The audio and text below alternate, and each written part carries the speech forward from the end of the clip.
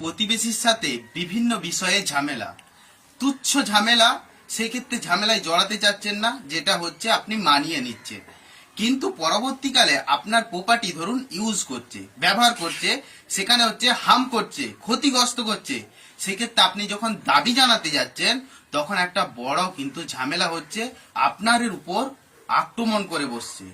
তুচ্ছ ঘটনা, সেক্ষেত্রে আইনের ব্যবস্থা নিচ্ছেন না, সেক্ষেত্রে তুচ্ছ বলে অন্য অপরজনকে কিন্তু সাহস কিন্তু বাড়িয়ে দিচ্ছেন। একটা উদাহরণের সাহায্যে বোঝা যাক। এই রিসেন্টলি একজন আমাকে বলছিল যে তাদের মধ্যে ঝামেলা হয়েছে, বাড়ি থেকে ক্যামেরা লাগিয়ে দিয়েছে, ক্যামেরার মাধ্যমে তার মুভমেন্টটাকে নজরদারি রাখছে এবং তার সদর দরজার একদমই মূল সদর দরজাতে ফোকাস করছে। এই সিসিটিভি ক্যামেরার মাধ্যমে মানুষটার কিন্তু প্রাইভেসিটাকে কন্ট্রোল করছে অপর মানুষ, এই প্রাইভেসিটাকে কন্ট্রোল করছে। এটা হচ্ছে সংবিধান বিরোধী কার্যকলাপ।